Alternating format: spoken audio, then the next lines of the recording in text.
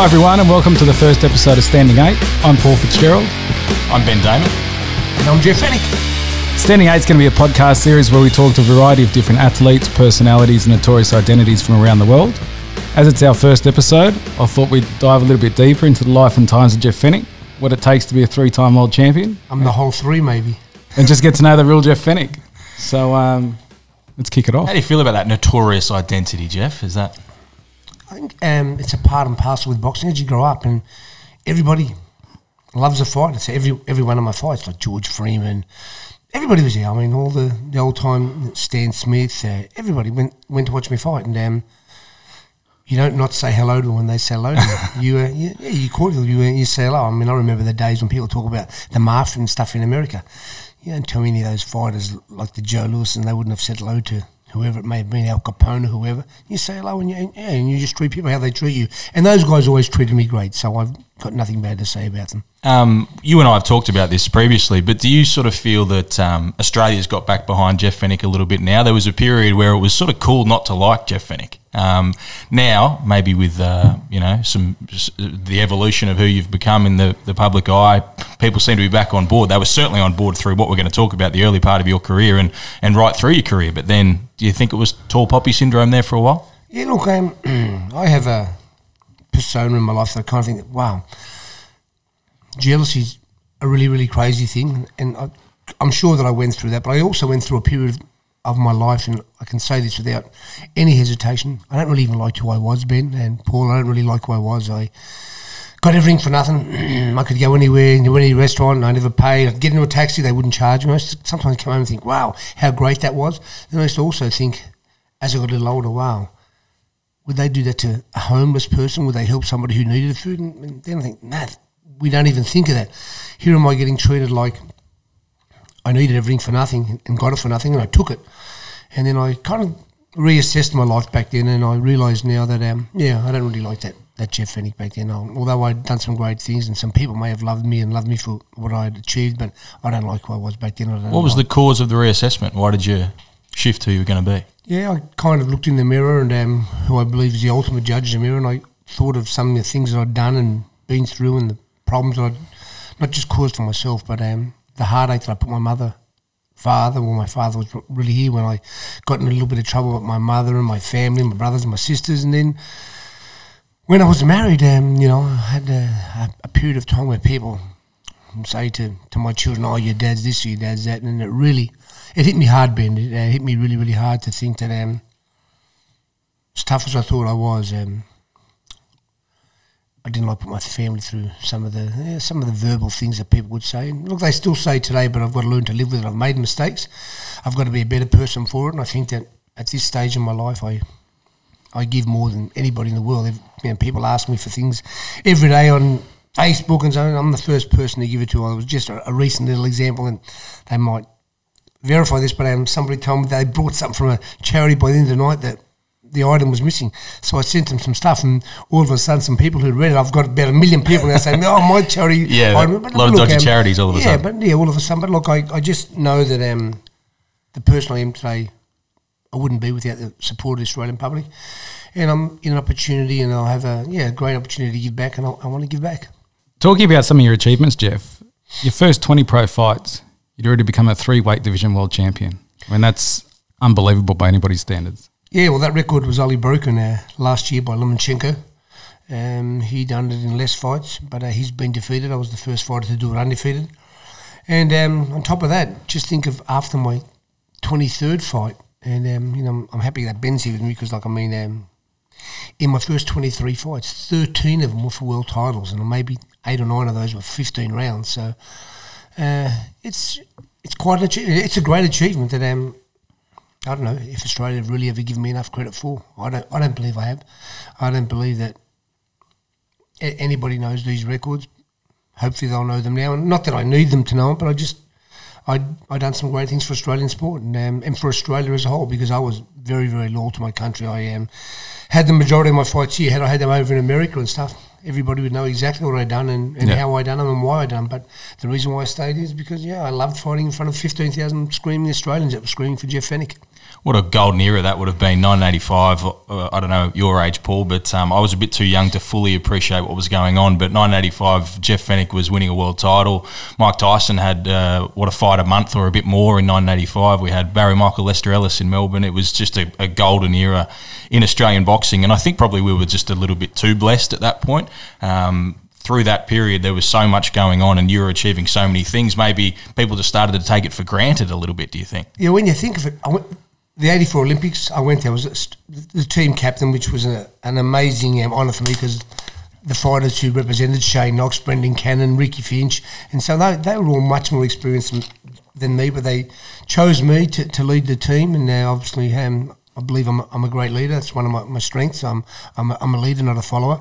And I came home from the Olympics without a medal, but the people who were at the Olympics, the Evander Holyfields, Meldrick Taylor, Pernell Whitaker, the McCrorys, Meldrick Taylor, Mark Breland. I was the first guy from the 84 Olympics to win a world title. I was the first boxer from the 84 Olympics to be world champion, which for me is a huge honour with that list of fighters that were there. And those are the sorts of guys that you now call friends as well. I know we spent a bit of time in Vegas, and Evander Holyfield is a huge fan as well as a friend of yours. He's had a lot of really impressive things to say. Yeah, Ben, when you know you've made it, I mean, it's not when you read the record books or you look at your record or you talk about what you've done. It's when those great fighters like the Evander Holyfields and the Mike Tysons and so on, they give you respect, and when they see you, they talk about you, and that's when you know you've made it in any sport. Like, I mean, when you're a great rugby league player, you hear other great rugby league players saying, "Oh, wow, how great was he? How tough was he? How good was he at this and that?" And when I hear those guys wrap me up, and just recently, Evander Holyfield was doing an interview, and he seen me walk past, and he said that could be the toughest small guy that ever fought. To get that rap from a guy who was a small heavyweight and fought every one of them and was amazing, was a huge rep for me. I walked away from that interview with my head going, thinking, wow, that was Evander Holyfield. It made me feel great. Yeah, incredible career. We're going to go through some of the stats, but Jeff Fenech went to the Olympics, turned pro 1984, Australian title in his third fight, and then a world title in fight number 7 against Shingaki at the Hordern Pavilion in Sydney. An incredible start. Yeah, just incredible. I mean, your statistics are, I guess, absolutely amazing. Jerome Coffey came to Australia, seasoned professional, mandatory challenger for your IBF world title belt. You'd only had a handful of fights, 12 fights. Yeah, he had 26 at the time, undefeated. But the thing was that when he came to Australia, look, he was a great amateur, and he never went to the Olympics because they boycotted the 80 Olympics, Moscow Olympics. But everybody in the world of boxing thought that, he was supposed to really fight Shingaki before me, but because of the great work by Bill Mordy and the team then, I got the fight. So he thought that I, intercepted it, and he wanted to get revenge on me. And when he came to Australia, he said he was going to beat me and kill me and do all these things to me, that I was too inexperienced, and he would take me back to school and drop me off there. And, it was a 15-round fight. And not only did I win, but I know I won under extreme circumstances, because I know the referee definitely didn't let me fight the way Jeff Fenech fights. And I'm not saying that, but through that, but when I go back and watch some later fights of Coffey, he has the same referee in there all the time. So Rudy Battle had refereed him on a few occasions, and I don't care what anybody says. The referees in boxing still today, they cheat for their promoter. Joe Cortez, who's one of the great referees, people say, he 1,000,000% cheated when I fought Azuma Nelson. He 1,000,000%, well, not cheated, but he was biased. He was pushing me back, letting Azuma do what he wanted to do. And Ricky Hatton says the same thing about him. So I'm just saying, I just know that people have agendas, and they know when they're getting in the ring who they have to look after. And referees and judges are all the same, because when they go overseas to referee and judge, a certain promoter sends them over, and that's a holiday for them. It's not just a job. It's a holiday. They go there, they get food sent to their room, they get other items sent to their room, that walk in on their own and walk out a little later in the night. Now, that's boxing. That's part and parcel of the game. And for me, that upsets me, because two guys were out there working for months for a result, and these guys can alter it. And they altered it. They altered my result in Las Vegas. The judges altered it. And one great thing, that one of the judges never judged again because he knew when he watched the fight again how badly he judged. And I was only talking to somebody the other day, and it was a crazy thing that they said, well, Jeff, and I was talking to Eli Setch back in America, and he said, Jeff, why didn't they protest? Why didn't they go and have a look at the cards again? Well, I don't know why that didn't happen, but I wish it did, because I would be four-time world champion today, because there's not a question that who won the first Azuma Nelson Jeff Fenech fight. And I'm not saying anything about him, because what a great human, what a great fighter he is. He came back and knocked me out. But I should be a four-time world champion. That would have been in 6 years. Floyd Mayweather took 10 years to win 4 world titles. That was in my 6th year, and I had 2 years off with broken hands. How many times have you gone back and watched the first Azuma Nelson fight? Do you watch it regularly? Because I've watched it a lot of times, and you see something different every time. But what you really notice is the distaste in your mouth standing next to Don King at centre ring when he's saying, "Oh, let's do it again, let's do it again." How do you, when you watch that back, what do you see in a young Jeff Fenech? The hungry guy that knew that he'd won the fight, the guy that knew that he was just robbed. Look, if you hear the commentary, if you hear the score at the end of the fight, 117, 112, and that's his exact words were, that's being generous to Azuma Nelson. How can it be a draw?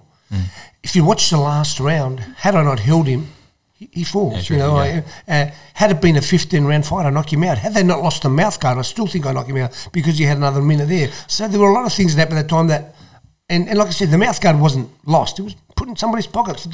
And all I can say is I take my hat off to that guy who done that, because, wow, he saved the Azuma Nelson. But like I said, it's sad for me. I don't watch it anymore. I don't need to watch it, because I know what I done. But all I know is that, like I said, after it, he came back, and wow, what an amazing athlete, what an amazing character he must be to have had the audacity and the mental part of him to say, I'm going to get back on the plane like I'm beat Jeff Fenech, must be amazing. And he come and done that. Like I said, he didn't fight the Jeff Fenech he fought in Vegas. That's for sure. I can guarantee that. I don't want to make excuses, but no, I wasn't that guy. What was the difference? What happened in that period between Nelson 1 and 2? If we can find about 20 or 30 girls in the last week, we can put a bit of blame on those. But no. Look, I wasn't as hungry, Ben. I never went out before a fight. I never went and done it. I was doing appearances. I had my own clothing line had come out and had these leather jackets. I'm going down to Myers and trying to sell, and as I'm in Myers trying to sell things, these model girls are there, and after I'd sell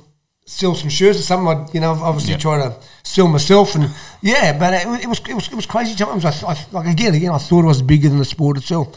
I thought that, and I didn't think I could lose, because I thought, wow, they weren't the hardest 12 rounds of my career, let me guarantee you that, and they weren't the easiest, but I thought that I won the fight easily, and I thought that I would continue to do that. Round 1 of the next fight would be round 13, 14, and I would eventually knock Azuma Nelson out. But that was my mental attitude, and it was the wrong one. Why do you think your mindset changed between that draw in Vegas? Because you're already hugely famous before going to Vegas. Obviously, you came back and you're even more famous at that particular time. But what do you think changed in terms of your mindset? Or why did it change? Couple of $1 million I was going to get paid for the next fight, and the money that I'd got, that I'd been promised, and my life story was just about to be told. So, the one thing I try to tell everybody, fame and fortune changes everybody. Anybody who tells them they don't change when they become rich and famous, and it's bullshit, because you change automatically. And I remember when I used to be asked the question all the time, have you changed yet? Nah, I'm still the same. I'm that guy from America. I was no guy from America anymore. I thought I was from Vaucluse or Las Vegas or somewhere else. And I lost my hunger. I always tell people there's a path that gets you there, and that path that got you there, you got to stay on it. Once you waver, or once you take a little exit, it's not the same. And I took a lot of exits. I went from running at 5:30 every morning. I'd say, look, I'm still running if I run at 7 or 8, as long as I'm, and I usually cooked all my food at home and ate at home. Then I'd eat at restaurants and tell them to make sure they steam. The vegetables I was eating there were the ones that were made days ago. But I'm just saying, I defeated myself, because I got off the track that I was on that took me to success. What was the greatest win of your career for yourself? So many incredible victories, so many world title fights, and so many truly meaningful fights, but which one stands out for you? I really talk about two. I talk about beating Steve McCrory. Yeah. And the reason why I talk about beating Steve was I'd broken my hand prior to the fight. They put me on a health farm because I couldn't punch. So I was doing other training, but I was eating the special food that was supposed to make me make weight. 2 days before, I was still about 8 or 9 pounds over, and I had a talk to Bill Morty, and Bill Morty said to me, son, we're going to just not fight for the world title. You're still going to fight, but you will go and you won't make weight, so the fight won't be for the title. Do the best you can, get as close as you can to making the weight, and we'll just have the fight, but it won't be for the title. And I said, I agreed at the time. I said, no problem. And then I was trying to ring Bill Morty and him in the night. I just couldn't sleep. It was from the time I got home. Then the morning of the fight, I'll never forget it. I put some plastics on, put some sweating cream on, and I did my 5K run. I had Peter Matrescu with me, who was always with me throughout my career and running and helping me in more ways than one. And I got on the scales, I went down there, put the heaters on, sat there, and still like 3 or 4 pounds over. I said, Peter, I'm going to have to do it again. He said, no, Jeff, just don't worry about it. You're going to be, no, I'm doing it. So I ran again, did the 5.5K again, and went and sat down with my sweat gear on in front of the heater. Still hadn't made weight. Did it again. This is on the day of the fight. So I've now run 16 kilometres and in sweats and hadn't eaten or drank for a couple of days, and got on the scale and I was still just a tiny bit over. Like it was just balancing. I thought, well, I think by the time I go to the weigh-in, I'm going to make weight. So I just sat there and I went to the weigh-in, and I'll never forget it. I got on the scales, and the scales they kind of were moving, but they never went up. They never hit the top. And the matchmaker back then, the guy said, Jeff Fenech, 118 pounds. I jumped off straight off, and my mum was Emmanuel Stewart was the trainer of Steve McCrory. Emmanuel Stewart. Oh, Emmanuel's a great man. Maybe the greatest trainer that ever lived. Yeah. But I went straight off the scale, went straight into drinking and having my mother's ravioli that she made me for every fight, and my mum's pasta. And just as I've like swallowed 3 or 4 in raviolis and drank a litre of water or soft drink at the time, Emmanuel Stewart's calling me back on the scales, saying he didn't make weight. Somebody's touched him from behind. Yeah. He has to, Is there any truth to that? No. Okay. I always made weight. Yeah. Yeah. I didn't, yeah. But yeah, I might have, because he was like proper angry about. Of course, of course he was. He had seen me drink and eat. He's not stupid. If it went like that, then I drank a litre of water. What was going to happen next? Yeah. I'll be in the sauna for another 2 hours to make weight. So he was very clever. But like I said, all I said was, the official called weight, and he said, I've made weight. Yeah. So that's it. I've now eaten, so it was too late. So, yeah, the fight went on, and look, the reason why I love that fight not so much, not because I had the broken hand, but that was the guy who put me on the map in boxing, because when my decision was overturned, he went on to win the gold medal, and people were saying, could Jeff Fenech have beaten him? Yep. So I beat the Olympic gold medalist. All the Aussies that were down and out saying that I got robbed the Olympics knew that I vindicated that. In a way I did, because I would have much preferred to have a gold medal on my shelf. That would have meant so much to me. But I beat the Olympic gold medalist. And then the other fight again was when I fought for my 3rd world title against Victor Callejas, when I had a broken hand, and it was, wow, it was one of the toughest, dirtiest fights I've ever been in. When Evander Holyfield sat down and watched that fight, he stands up. There's more elbows than punches in that fight. It was a tough fight. And more headbutts. So it was very, very tough. And when you only can use one hand, because after about the 2nd or 3rd round, I was in so much pain, I couldn't use the hand anymore. You just got to watch your fight. So I was sometimes, and my left hand's nowhere near my strong hand, and I was throwing 20, 30 left hands to one. And leaping jabs and stuff. You were throwing, jabs and hooks and that, But so them 2 fights really, I loved my performances. Against Samar Pakarum, wow, I killed him, which I was at my best, but those 2 fights, I had to really fight hard. You won your 3rd world title, Jeff, then fought the tough Mexican Villasana. Then after that fight, you retired. What was the story behind that? Yeah, people really don't know the real reason. The people think that I retired because I had broken hands. I had broken hands every fight. And although after that fight, wow, they were sore and broken and busted up. And it was the first fight that I'd ever been managed by a proper management company. IMG managed me. And they found out that, there was a lot of money there that has disappeared and I should have been getting, or I wasn't getting. And when they managed me for that fight, I went from getting a certain amount of money to over tripling it in one fight. And there still was money missing.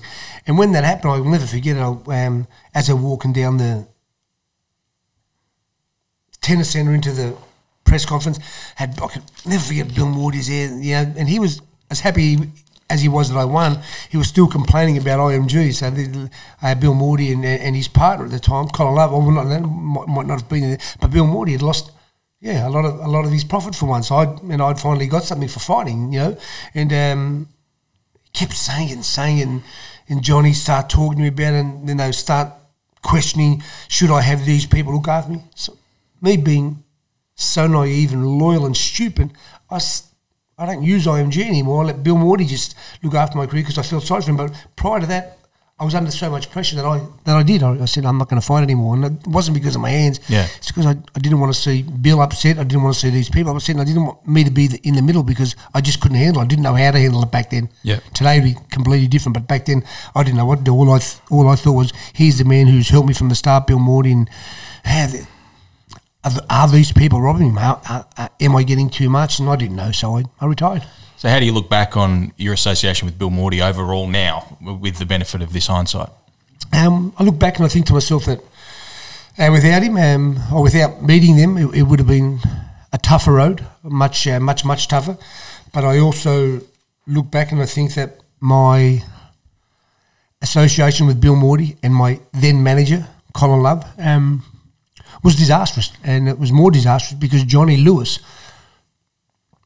made me trust them, especially my manager, Colin Love, made me totally trust them. And they worked for themselves. They didn't work for me. And like I said, I can give you one example. That one of the great men in boxing to this day, he's still around, his name's Don Majeski, came to my house and told me that there's a certain point in time that I have to pay the matchmaker 10% of my purse. And I said, Don, no problem. Because I thought that, wow, what a great job he's doing. So I've beaten everybody, beaten all these great fighters, and he's the guy who picks them. So I'm thinking, wow, Anyway, so when he came to my house to meet me and he asked me about what I got from my last fight, and I told him, he was whiter than Casper.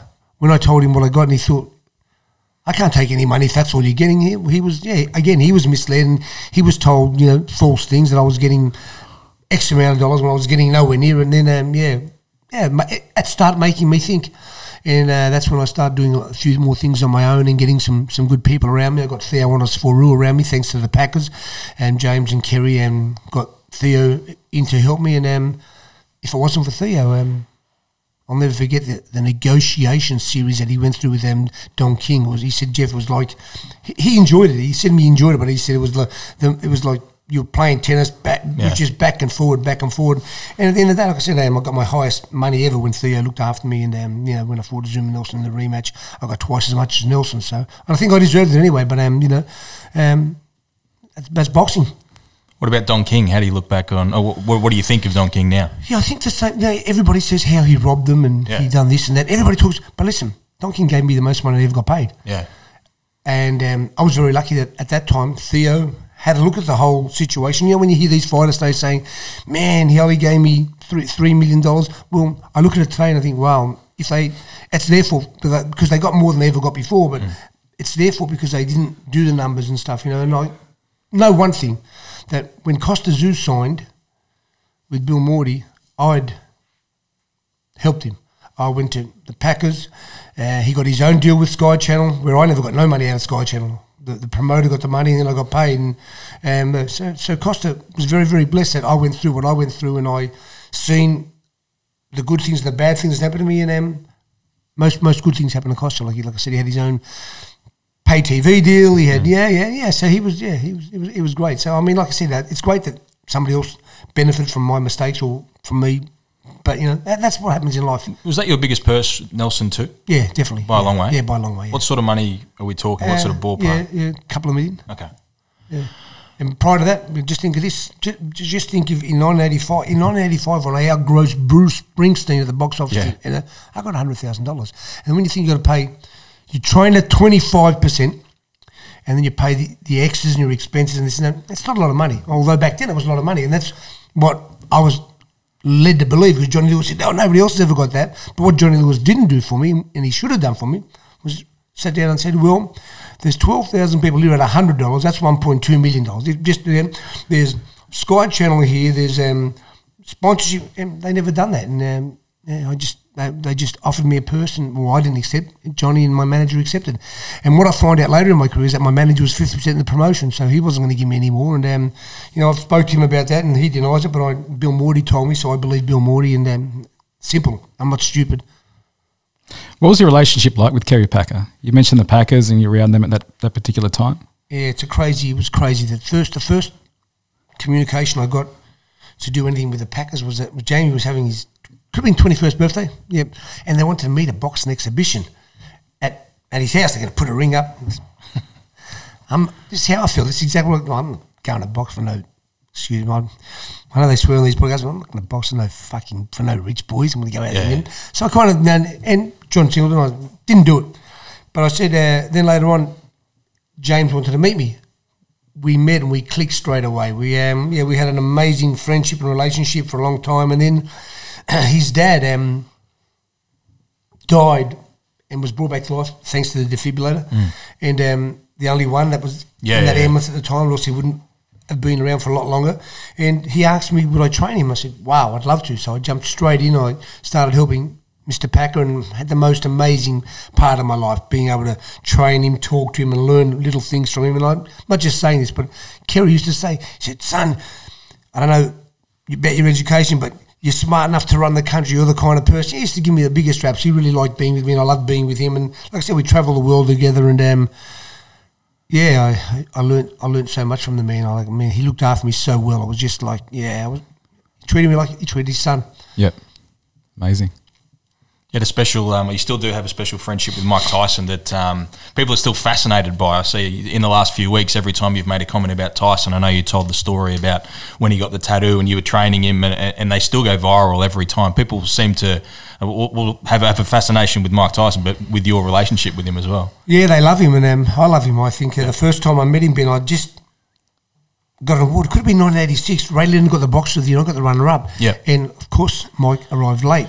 But I'm sitting there standing and just waiting to go and get this award. And Mike Tyson goes, Jeff Fenech, oh, you're a great one. He knows me and all, Yeah. And it just slowly grew from then. And, I now obviously trained him, been around the world with him. I've lived with him. I've done so many things with him, and it's just been an amazing roller coaster. Like I said, I've been there at the top with him. I've been at the bottom. I tell a story that I was doing his own range of boxing equipment. Ben, I went to Vegas, Susie and I, to see him, and couldn't find him for a couple of days, and they finally told me where he was. So I go to this house, and I walk in the house, and here's Mike on a lounge with just a towel around him, nothing else, and asleep. Well, he looked dead to me. There was a plate just beside him with all these chicken bones that had been there for at least a couple of days because they were brown and black. Right. And all of a sudden, I'm trying to wake him up, and slowly awakes, and the first thing he does is he grabs one of those bones and starts putting it in his mouth, eating and chewing it. And then I try to explain to him, Mike, I've just done all this stuff you told me to do. I've got the gloves all ready. Would you like to look at them or whatever? I didn't really know what to say. Anyway, I left the gloves there because we couldn't talk. He couldn't talk. Yeah. I love him. And I left the house that day, and I'll never forget. I walked out the front, and I grabbed my wife, Susie. I just burst out crying and thought, wow, I'm never going to see my great friend again. Since then, all I can say is, well, what an amazing human he is. He's changed his life around totally. He has an amazing wife, an amazing family, and he's kicking butt today. He's got his own podcast. He's got his own ranch, there's no smoke in this room, but if you go into his room, holy smoke, it's smoky. But like I said, what a great thing that happened to me, Ben, when I was able to train the great Mike Tyson. And what was it like to train Tyson? It was a roller coaster because you had to play games with him every day to get him there. I was one of these guys who was very smart at that because I was very similar to Mike Tyson. I was brought up by a beautiful man by the name of Johnny Lewis, who was very similar to Customoto. So we had very, very similar upbringings in the boxing industry. So I knew what I had to do for him. I knew what Johnny done for me. I knew what Cuss done for him, and I knew what I had to do for Mike. I'd run with him in the mornings. I'd make him his breakfast. I'd make everything be as great as I can to make sure that he was going to be there in the afternoon. Because between 10 and 2 or 10 and 3, but the next time I'm going to see him, he might be on the phone or 100 different people might come and see him, from Bobby Brown to anybody you can mention. And it's not easy. It's not hard for him just to snap and get up and go, and all of a sudden you're at the gym and Mike's not there. Yeah. So it was a hard job, but look, I loved it, and I loved trying to help my friend. He's my friend. I didn't treat it as I knew it was the end of his career, so I didn't really treat it as trying to make Mike win the world title back. I just tried to look after him and do the best I could for him as a friend. What percentage of sessions do you reckon he missed, Mike? A couple. I'm not good at the percentage. I'm not good at the maths. I told you I got robbed all my life. So no. But he missed a couple. Look, there was a time then when he told me, and we trained so great for 3 or 4 weeks in Phoenix. We were running through this canal every day, and we're doing everything. It was amazing, and I was so proud of him. Eating properly, losing weight, just getting so fit. And he said, Jeff, I've been training really well. Do you mind if I go to this pigeon show for a couple of days? Now, this was Friday. I said, look, Mike, you can have Saturday and Sunday off, no problem. We've trained really well. We're in advance. I knew that we were in advance because I was training him. I knew what we'd done. I knew what I put him through. Saturday, Sunday, Monday, Tuesday, Wednesday. Wow. Yeah, the pigeons must have got lost. Yeah, he must have been flying with. But anyway, and then I had to start all over again. So it wasn't an easy job. Yeah, it was hard. And like I said, when he had the tattoo on his face, just think of this, man. I was there for over 6 weeks. I trained him to fight Clifford Etienne. I went home 4 days before the fight. He fights. Freddie Roach is his trainer. I trained him for the whole fight. I'm not taking any credit from Freddie. I know what I'd done for the whole fight, and I seen him, and he didn't want to fight. That's the reason why I got on a plane and went home. If he said to me, I'll fight with this tattoo, I would have sat there, Well, maybe I wouldn't have, because I didn't want him to fight. What was his mental state like at that point? Because that seems to be when he was well and truly off the rails. But prior to that, we were training great. Yeah. This day I go to the gym, he just doesn't turn up. And that was Mike. Mike and Ali are both famous. Ali says about the light switch, how he could switch it off and be in bed. Well, Mike is the light switch. You're not sure when he's on and off. Yeah. Mike's the switch. But all I can say is, like I said, everything was going great. And then one day, I don't know, that light switch didn't light up, and he just went and got this crazy tattoo on his face that is famous today. Yep. What can you say? I don't know what to say, Ben, really. Yeah, yes. But it was disappointing for me. It would have been, yeah. I mean, I went and stayed. I was living at Mike's house at the time. That night, I went and stayed at the Central Station Casino with a friend of mine. I sat there in tears talking to Sue, saying, I'm going to come home, honey. No, I'm going to come home. Because my thing was, I didn't think he could fight. You can't fight with a tattoo. If it's a fresh tattoo, you'll get infected. Yeah. It's on his head, so if he's going to get punched in the face, this tattoo's going to all smudge. Or I didn't know, because I've had a tattoo. Yeah. And I went home, and like I said, get off the plane, sit down. Next couple of days, here's Mike, and bang, he's fighting, knocks out Clifford Etienne in 1 round. What were the conversations like after he fought? You obviously didn't expect him to fight. You've come back home. He's in the ring 4 days later. What's your first conversation with Mike Tyson after that? I didn't even bring it up. I never spoke to him about it. Yep. I went back then. I worked with him again after it. And the other reason I went back is because, pretty simple for me, I love the guy. I love him. And I went there knowing that he needs somebody who's going to help him. And again, there were the times when he went with the pigeon, but I still stayed with him this time. This time I didn't go on the plane to go home. It wasn't monetary. It was for the health and welfare of Mike Tyson. And I know he knows it. I know his family knows it. I've always looked after him. Like I said, I cooked for him every day. I done everything for him, for his family. And in that fight, when I stopped it, people, nobody wanted me to stop the fight. I said, listen, my exact words were, I'm the fucking trainer. The fight's getting stopped. I'm sorry for swearing, but they were my exact words to the corner. I'm the fucking trainer. I'm stopping the fight. And I stopped the fight. And I'll never forget, as we're walking back, Ben, through the crowd, people were throwing cans at him and I, Mm-hmm. So what I done, bang, straight up through. I jumped over a couple, and I'm in no fight. Yeah, too right, they're going to throw cans at Mike, disrespectful, whatever they were, It was all right when he was winning and everybody was enjoying it. But yeah, so that's why, and I'm really, really proud of what I'd done that day, and I'm proud to this day. Is he's fine with you stopping the fight? Of course he was. Yeah. He didn't want to fight. Yeah, of course It was written all over his face. I could see that, and he didn't need to be there, and he didn't need to get punched one more time. I was looking through some stuff the other day. You and Mike were ringside when Jeff Harding beat Dennis Andres. Yeah. Where does that rank in as a boxing fan or a viewer? Where does that rank as the greatest performances you've ever seen? The funniest thing was because I took Mike in to meet Jeff and that, and Donald Trump was there. Yeah, so of course. We were with Donald Trump, and we were talking to Donald Trump, and we were sitting there and donking, and of course I wrapped up my gym mate, told him how tough he was and how he can do this and he's going to do that, and after the first few rounds, Mike just kept looking at me and like hitting me in the ribs saying, Jeff, do you know what? You're not as. Do you know what you're bloody talking about? Are you sure about this guy? Are you sure about this guy? I said, don't worry, he's not going nowhere because I knew Jeff Harding. I'd sparred with him hundreds and hundreds of rounds, and all of a sudden the fight started to change. And Mike, I swear, was like a little kid. He's jumping up and down with that voice of his, screaming. And when he won, me and Mike we were over the moon. It was like, for me, it was wow. I was playing rugby league at the time. I was retired. Yeah. As soon as I got on that plane, I wanted to fight again. Yeah. Was that right? So that was the moment you went, don't worry about the financial problems with their hands, let's do it. Fuck trying to be Sterlo. I'll take Sterlo's position and Michael Mosley's. Forget that, mate. I'm doing what I know how to do best. Yeah, that was it was a huge lift. Yeah, but while I was in Atlantic City, got in a little bit of trouble. Donald got in a little bit of trouble. I had a couple of fights there because it was playing in the casino. So maybe we might tell those stories another day. But yeah, it was crazy. I got in a crazy couple of fights there. Sat one of the big bosses of the ABC TV at the time. Bobby Aylen was there with me, and he can tell the story better than me because there was two guys about 250, 300 pounds, and trying to throw a little Peter Matreski out of the nightclub. So I went a little wild and I knocked them both out. So it was crazy. It was just a crazy night. And then we went to a casino and I had another big altercation with a guy who slapped me because he thought I played blackjack wrong. And security all came. They told me, do you want us to do something about it? I said, no, it's fine. I said, look, just don't worry about it.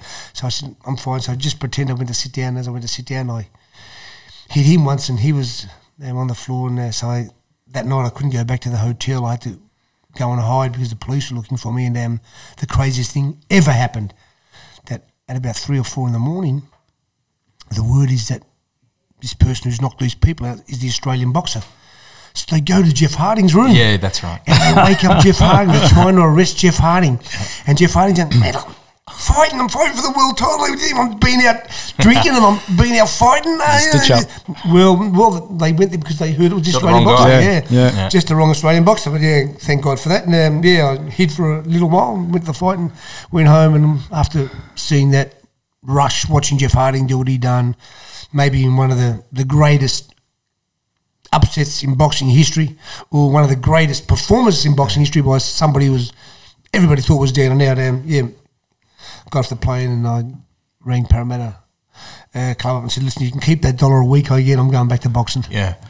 Good decision. What about Donald Trump? Did you have much to do with him outside of obviously he was the promoter then and had a bit to do with that fight and others. I spoke to him and Mike a couple of times and met him, photos, and sat with him ringside and had some great conversations with him. But like I said, when I think of it today, one of the reasons why I always applaud his position that he's in today is because he knows what happens in the world. He's been one of those guys. He mightn't be the cleverest guy, but he mightn't be. Yeah, but he mightn't be, Ben, but he knows. Listen, do you think every building that he built in New York, he didn't have to pay you to go and see the mob? Of course he did. Yeah. He knows how the world operates. So for me, that's why I'd always think Kerry Pack would have been the greatest Prime Minister in Australia, because he knew what it took to do things good and bad. And then listen, of course you've got to change, and Donald Trump's changing. He's doing everything the best he can today, but he knows what else happens out there. That's why I support him. Do you think Don King would have made a good president then? Definitely not.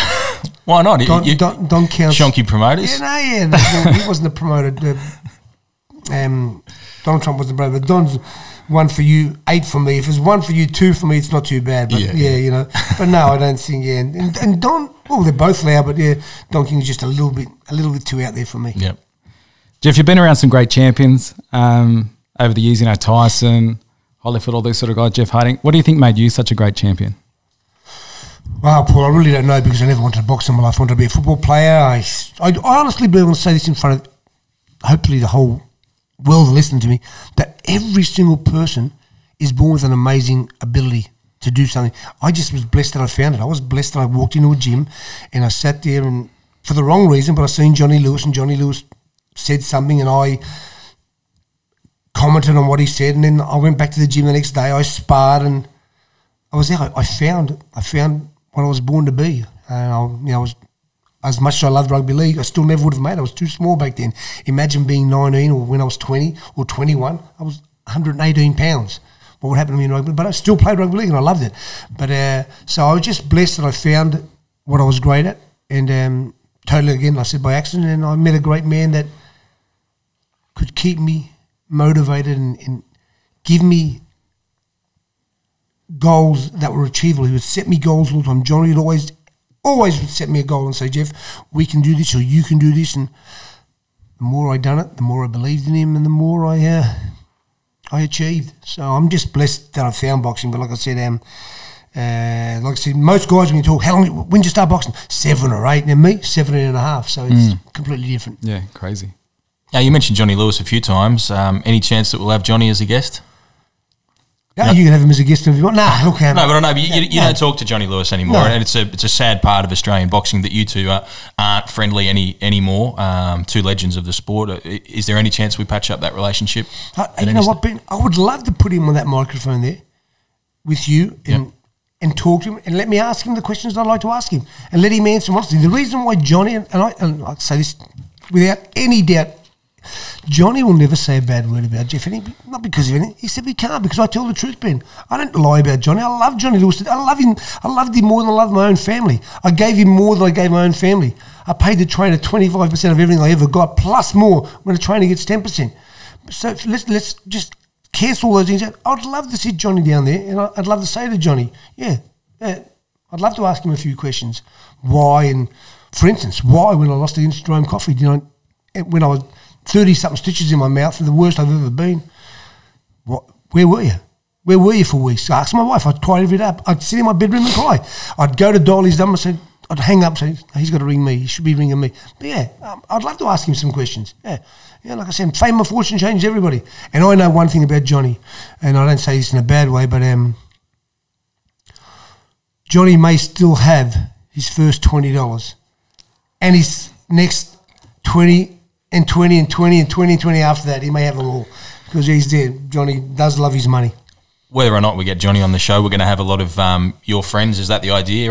Talking to a lot of the people that Jeff's come across? Yeah, absolutely. I mean, on this wall behind us, Jeff, we've got photos of some of the biggest celebrities in the world. Have you got an interesting story about any of them? You'll be on there soon, don't worry, Chief. You too, Ben. I met you too late. No, I've got some great stories. I'll tell you what I want to do. I want to try to do my first podcast with somebody that is really, really hard to pin down. Not many people talk to him, but he's been, irrespective of what anybody says, like the other day I put a photo of he and I won't mention name until a second, but I put a photo of he and I on Facebook. Somebody had to write something, these tough keyboard warriors. No, I don't like one of the guys in the photos. Well, I do like him. I like him a lot. His name's Johnny Abraham. He's one of my great friends. He's been around me for a long, long time. And again, I met him maybe through some unforeseen reasons. I was in a club one night and his brother and I were having a bit of an argument. John came straight over and intervened. But I'll also remember one thing when you talk about friends, and I want you to know this, Ben, because I'm going to say this to you now. When I just had my heart operation and was back in hospital in Sydney, Johnny Lewis hasn't come to see me once, hasn't gave me a message. When I was hit in Brightly Sands with a bottle and assaulted, when my eyes opened in the morning, Johnny Brown was at my bedside. So that's all I can say. Johnny Lewis hasn't spoken to me once. Yeah, and I can get. I don't like bringing this up, but listen, while I was in hospital, I went and visited a beautiful man. He's a lovely guy. His name's Billy Tracy. His daughter and his son-in-law and my wife and I, best friends, Steve Casley and Karen, them amazing people. We love them. And why didn't you know, but Billy Tracy was downstairs in hospital. So I went down to visit him. And it killed me. As much as I loved going to visit him, what he said to me that day was like, I just had a knife put it through my chest and twisted it around 20,000 times. He says to me, oh, how good's this? He says, Johnny Lewis visited me earlier, now Jeff Fenech. Oh, I'm in the same hospital. So I don't have to say any more. Let's leave it at that. That made me cry. So John Ibrahim's on the next show, is that right? John Ibrahim, I think he's agreed to come on, hasn't he, Jeff? Yeah, John's agreed. I'm going to try to get